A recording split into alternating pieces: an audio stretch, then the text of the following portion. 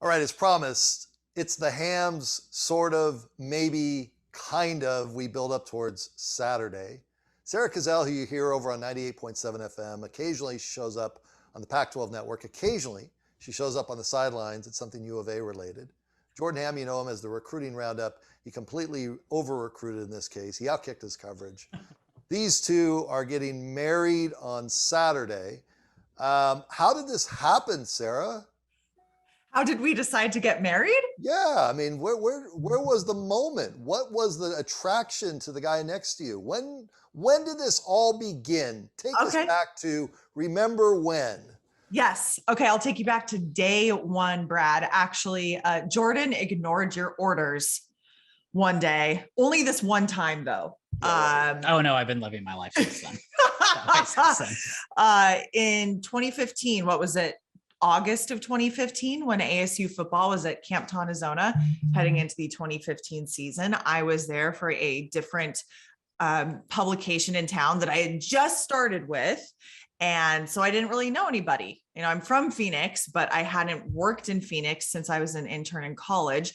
So I didn't really have any peers. And so I get to Camp T that early morning, and I'm scanning the sidelines, just looking for a couple faces that looked friendly and like they wouldn't mind me posting up next to them for 4 or 5 hours, because those Camp T days are long days. Yep. So I scanned the sidelines. I saw this face and I saw Ralph Amsden's face. So, wow. How about— I made a poor decision. And I made a poor decision to stand next to these two for 4 to 5 hours. And that was my introduction to Jordan. And we didn't exchange numbers or anything that day because we kept it professional, Brad. But I definitely left thinking like, well, that was interesting. That's an interesting guy. And this was through Ralph. This was through Ralph that made the introduction. You didn't know Jordan at all. No. Ralph takes a lot of credit. Yeah, I didn't know Ralph either. Ralph loves to say that he introduced us, but I met Ralph that day too. Okay, and so you're standing there next to this guy and you're watching Camp Tonazona. You had just left the Pac-12 network, right? Right. So you'd come down from San Francisco and here's this dude. And what was the attraction during the day? Was he knowledgeable? Was he funny? What was it that you left like, oh, this is kind of interesting. What was the attraction? It was definitely the sense of humor. I mean, I noticed the cute face and I noticed the butt, Brad, as we all do when we first meet Jordan. I did notice it, but it was definitely the sense of humor, the quick wit. He's very smart, very, very fast. And I was very interested in that. Oh, wow. Very fast. So Jordan, how fast did this turn into something? Actually, not that fast. Not fast that way. Yeah, we didn't officially start dating until mid-November, but we had a lot of Todd Graham and Mike Bercovici press conferences that we sat through together. And whenever there was a lot of coach speech, we'd kind of just look over each other and kind of roll our eyes. And then that developed into, let's keep track of how many times Mike Bercovici says excited. And then that turned into, why don't we, for each time he says it, why don't we go get a beer? And that would turn into us potentially killing ourselves because he said it a lot. But yeah, then what was it? It was like late October. We hung out for the first time, and then that's when things really got in motion. Yeah. And it had nothing to do with the cute butt, right, Sarah? Nothing at that point. It just had everything to do with the beers. And she always let me in the elevator first, which now that makes sense. No reason. Don't worry about it. They are getting married this Saturday, which we are very excited for. We love them both and what they do. But I want to focus in on the process now. You guys are going into a space where there are people that get married that are sportscasters. It's happened often because you just end up spending so much time together. Or people just in the media business. Mark McClune, April Warnicki, Dan Hicks and Hannah Storm. We can go all the way back and through. You guys talked about this at all or visited with people? Like, we're going to take the next step, and how do you balance all that stuff? I feel like, especially since us moving in together the past couple of years, we've kind of already had to navigate that. And thankfully, I think ours aren't as aggressive as maybe other people. The late nights don't happen as often. Yeah, those will pop up here and there. And Sarah has incredibly early mornings. I was going to say, is 3:30 a.m. not aggressive enough for you? That's aggressive. What I was going to say, we see aggressive. more of each other since you made the change. Since It's true. She was working afternoons, so get a full day with you now. yeah. So Yeah, her days are really long, but Yeah. we see a lot of each other. Yeah. Have you guys been out yet and someone recognizes either one of you and wants the autograph, the picture, or I listen to you or I watch you? You remember New Year's a couple years ago? It No. wasn't her face, it was her voice Yeah. that someone Oh, recognized because of Yeah. radio, and we got a room upgrade out of that. So that was cool. We did. At a hotel. Shout out Ryan in downtown Phoenix. Yeah, that was awesome. And then we were talking about how funny that was at the restaurant we went to that night. And the bartender who was serving us was like, I listened to that show. I love that show. So that was a pretty cool moment. I would say it doesn't happen all that often. When I'm down in Tucson for U of A football games, I'll get, when I'm walking through campus, I'll get more people stopping me then. But in Phoenix, not a ton. It has picked up a little bit, but obviously with the pandemic severely limiting how much we're out and about, at least, in the past year or so, it hasn't happened a bunch. I feel like if I get recognized, it's usually like a dad that has a high school aged football player and is, I keep track of your stuff. Hey, look out for number 55.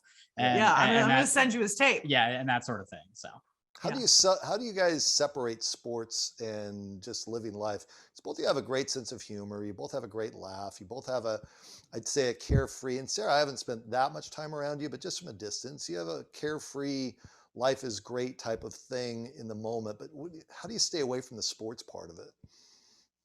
Do we stay away from the sports part of it? I think we do a good job mixing it, but it's not like we're like, all right, we're putting this off to the side. But it's also not something that consumes our day entirely. Like there are times that we'll look at each other, at the end of a long NFL Sunday and say, do we really need to watch this Sunday night game? Probably not. Let's pop on Netflix or something like that. So the thing is, we like to talk a lot. So we talk a lot of sports, but we also talk a lot of other things too. Yeah. I mean, like scrubbing Kyler Murray's social media account as a dinner conversation for the two of you. Does it go down that path where it's like, you know what, let's talk about X, Y, or Z? I think we will touch on the big stories of the day if it feels important enough for us to talk about. Like if it is notable or breaking news, we will, but we won't spend the time going in depth on it like we would with our colleagues or at our jobs or even just other friends, because I don't know, I think we're able to pretty quickly get to the meat of what we find interesting and we cover it. Yeah. And then we move on to whatever the next thing is, be it the Netflix show that we're watching or one of us goes to, work out or run an errand. It's a very efficient sports conversation process. We had I'd Vernon Lundquist on, the Hall of Fame broadcaster, about a year ago. He'd written his memoir. And I was saying, what's the key to it? And he's with him and his wife. And he said, we have friends, a lot of friends that don't know anything about sports, and we like hanging out with them. Yeah. We can actually just let our guard down a little bit and just chill. And that was really smart, like to have yourselves in a space where not everybody wants a piece of you and says, hey, what do you think about the Suns run? Or what do you think about this player over at Pinnacle High School? Yeah, I think there's a lot to be said for that, for sure. I know a lot of times when we'll go to either my family or her families, it's a lot of times some of the early topics of conversation are, so what's going on with U of A? So what's going on with this? So what's going on with that? So once we can kind of cut through that, it's really nice. But yeah, I think it has been good. I think we found a pretty good balance, especially I think this last year, of trying to balance it out a little bit more. And it's not always, we're not always the best at it, but we certainly try just to, we're going to go to a concert and like not look at our phones. We're going to, go see a movie that has nothing to do with sports and not look at our phones. I think the thing too is people who don't work in sports assume that those who do work in sports only care about sports and don't have other interests, where that's definitely not the case for us. We are obsessed with trying new food, like different breweries around town. We love going to shows. Like we have, comedy and music. We have a lot of different interests where, we love to go to a Mercury game or a D-backs game, whatever time permits, but that's not the only thing that we like. So it's not that tough for us to turn it off and kind of put it away for a day or two. And you're in an industry where change is norm. It's Mhm. it's the ownership changes. Fortunately, Sarah, you haven't been through that over at Bonneville. They're a terrific company. But you have management changes, you have just the industry changing as a whole.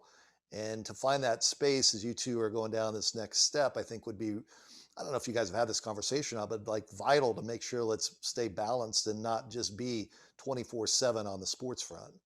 Yeah, and I think even the past couple of years, the priorities have shifted a little bit, and we've been able to, it's the running back the Friday night, Saturday night, Sunday night isn't the most sustainable. It's the Jordan Hamm special. And so Yep. trying to find those ways of, okay, let's prioritize our time. And, at the end of the football season, when we had our conversation about me more shifting over to college, it was more realizing there's only 24 hours in the day. And if we're going to go pursue something, let's go pursue something and not go try to do 8 different things. So I think, and again, I think the pandemic, that's kind of forced us to figure out like what exactly we really want to do and that sort of thing. So I think that's been a silver lining of the last year and a half. Do the two of you have aspirations to be national? That's a good question, Brad. I think it depends what the job is. That's how I've always felt for me.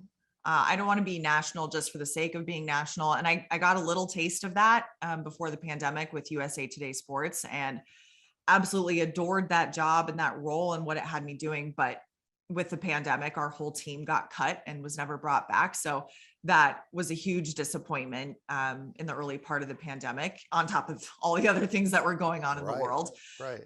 So I would love to get back to a role like that, be it with USA Today Sports or someone else, but not just so I can stroke my ego and say, oh, I'm a national voice. It's got to be something that I truly care about, truly enjoy doing, because at this point, at least in my career, it is no longer about, ooh, what job makes me look the biggest or the best or the coolest.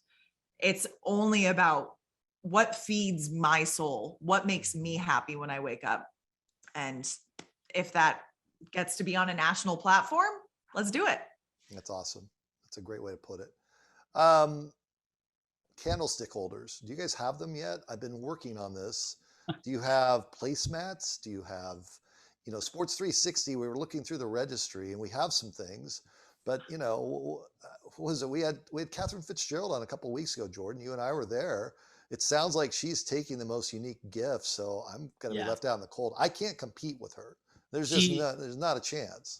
None of us can. She has a collection of I feel like every time I would see her at the Cardinals, it would be like, look at this new vintage jacket I found that's 18 different colors, but looks awesome. And I was scouring the internet at 2 a.m. So that's why when I said she could go off registry, it's not going to be boring. It's not going to be a gravy boat. It's going to be something, a gravy boat that has gravy fireworks or something. Yeah. So, although if anyone did buy us a gravy boat, thank you. We love it. You guys left out one important ingredient in all this with Ralph. So as Paul Harvey would say, what's the rest of the story with Ralph and your wedding? You want to tell? So Ralph is going to be doing this dang thing. So he's going to be the officiant. And he was, when we were debating it, it was a very short conversation or figuring out who it was going to be. It was, what about Ralph? Yeah, that's perfect. He was there from minute one and has remained close to us, even though he's across the country now. And when we asked him, he was super honored. And I guess he's coming out of officiant retirement to do it for us, which was pretty cool. But he did say he's like, all 7 weddings he's officiated, all of them are still together. So he's That's like, good. I got a good hit rate. So we love those odds. Yeah. So basically don't screw it up. You're not going to rehearse with him. You have no idea what he's going to ask you, or are you giving him vows? We're going to write our own vows. He asked a couple questions that we have sent info over for, but we have not seen a rundown or a script or anything. All right. Which is how we roll, Brad. I think we're all best off the cuff anyway. That's it. That's it, Sarah. Why would we change the formula? People want to know these things, that listen to you and watch you too. That's it. Here's this couple, this local couple that is saying, hey, let's do this. Let's take it to the next level. And we're super excited for you guys. And I'm pretty honored that you would let me open up you guys like this. So, Of course. and you didn't Thank hold you. back. Absolutely.